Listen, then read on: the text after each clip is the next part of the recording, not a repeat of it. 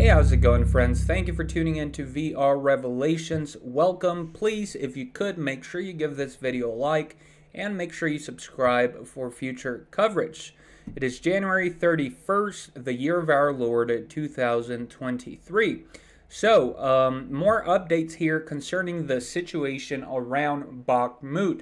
So we know that the collapse of Bakhmut is imminent. It's close. The Russians are about to take control of this very strategic and symbolic city for Ukraine.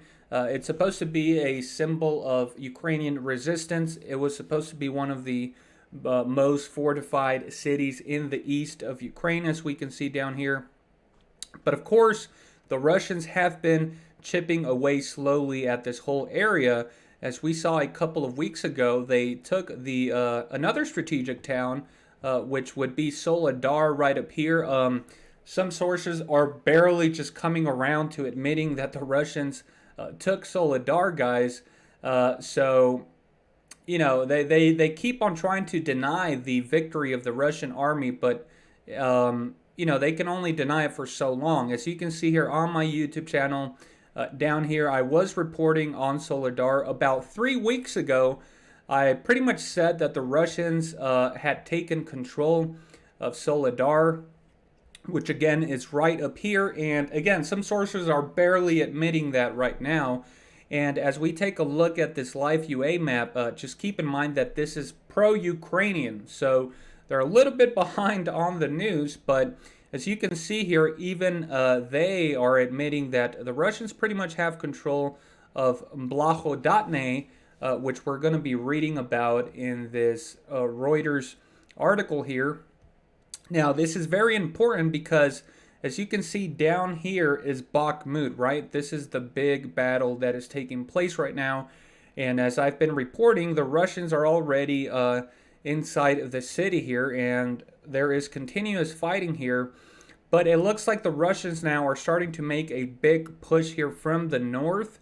And what I'm expecting here is that, as you can see here, Krasnohora is about to be taken over. Then they're going to accelerate their attack on Bakhmut from the north and pretty much complete their encirclement of the city. Now, are Ukrainians going to leave before they get encircled, or are some Ukrainian units going to be trapped just like it happened up in Soledar? That is going to be the question. I would assume there's probably going to be some Ukrainian soldiers that will be trapped in the city. Also, we see that the Russian military is continuing to push westward towards Chasiz Yar up here, and even down here towards Blahodatne. I did report that they had taken the small settlement down here on the south of Bakhmut, Klashivka, and as you can see here, the live UA map does have that area under Russian control. So let's go ahead and jump into the article by Reuters here. There's yours truly, President Joe Biden, but we're not going to take a look at that video. We want to read the information coming out of Reuters today. So it says, Russia claimed on Tuesday to have captured a village just to the north of Bakhmut. A city is trying to surround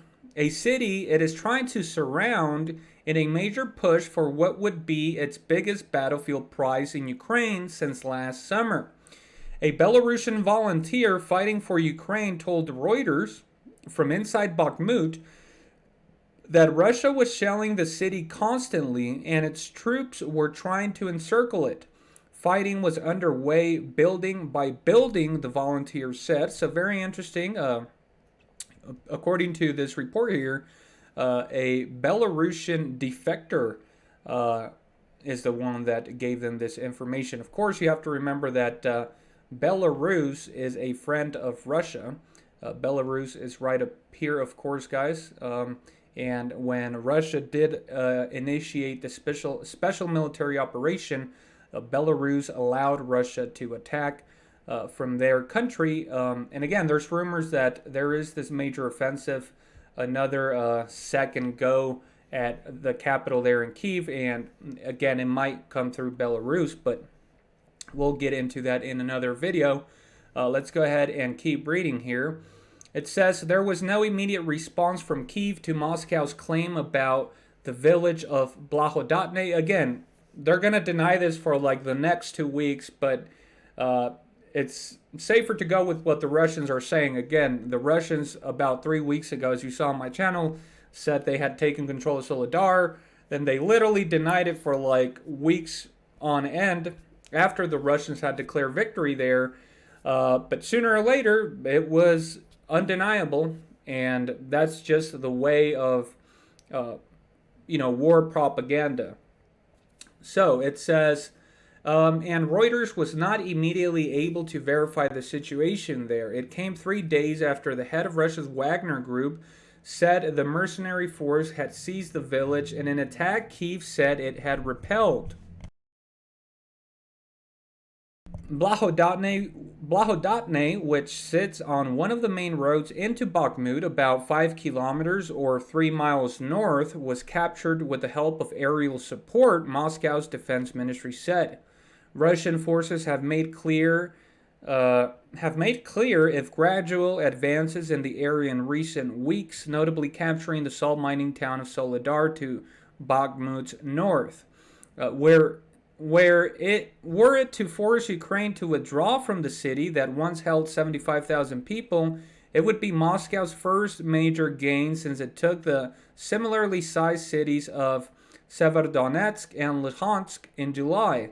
During the fighting for Bakhmut, 2 civilians, a boy and a 70-year-old man, were killed by Russian artillery on Tuesday. Regional Governor Pavlov Kirilenko said 4 others were wounded in the attack, he said. Again, the Ukrainians just killed some people at a hospital, but you won't see that being reported in Western media news sources. So let's see here. Separately, a large Russian force has launched an assault against the Ukrainian-held bastion of Vuhledar this week, further south along the same eastern front. Russian officials have claimed to have secured a foothold there, while Kyiv says it has largely repulsed the attack so far.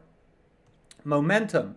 Despite weeks of intense trench warfare that both sides have compared to a meat grinder, front lines in eastern Ukraine had largely been frozen in place since November after Kyiv recaptured swaths of territory in the second half of 2022. But momentum has lately swung back towards Russia as it has made incremental gains for the first time since mid-2022. Military experts say Moscow appears determined to push forward in the coming months before Kyiv receives hundreds of newly pledged Western battle tanks, which Zelensky said they need to hurry up with those because it will be too late, and armored vehicles for a counterattack to recapture occupied territory this year. General Miley from the United States, I believe, said that the likelihood of an offensive this year is very low. So there's definitely not going to be any major offensive by the Ukrainians. They're close to collapsing. Zelensky's probably planning a way out of the country. We will stop them all little by little, destroy them, and prepare our big counteroffensive, he said on Monday. Kyiv says the Russian assaults of recent weeks have come at huge cost. Okay, they've been saying that throughout the whole war. F-16s, Biden says no, of course. Biden came out and said that they will not be sending F-16s to Ukraine. That's what he said about the tanks. So, take that information with a grain of salt. But there you have it, guys. Looks like the Russians continue to make their move here on Bakhmut. And again, I am expecting Bakhmut to collapse here within the next 2 weeks at most, guys. Things are developing very rapidly. Again, just 3 weeks ago, I was reporting on the Russians' victory of Soledar, which pretty much all Western sources were denying, and some still tried to minimize the victory there. But as you can see here, even this pro-Ukrainian map admits it. And so now they are moving in, according to the article we read there, more aggressively from the north of Bakhmut here as they continue to take these towns up here. The Ukrainians are also pushing in from the east of Bakhmut here, and also from the south. So it looks like the fall of Bakhmut there is imminent, as we read in the report here that the Russians have taken Blahodatne. So yeah, it looks like the Russians are ramping things up here. This could be a prelude to this major offensive that is expected.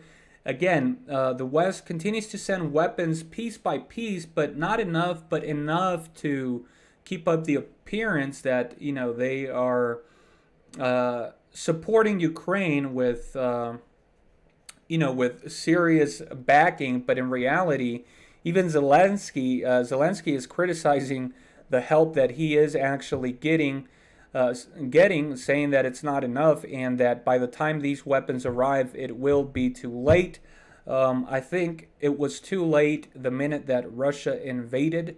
They could have done something before all of this, but again, the West seems that they have a different strategy here. It looks like they're trying to push the hand of the Russians. I think they might be trying to get the Russians to do something drastic here, to where they can maybe try and turn Russia's allies against them. But everything they're doing is failing. They're only getting embarrassed every day, and I think that the United States is probably aware that Ukraine is about to collapse, and so they're probably getting ready for what's going to happen after that actually takes place. But anyways, that's going to be it for this update, guys. Again, remember, the truth is stranger than fiction. Leave me your comments and thoughts down below.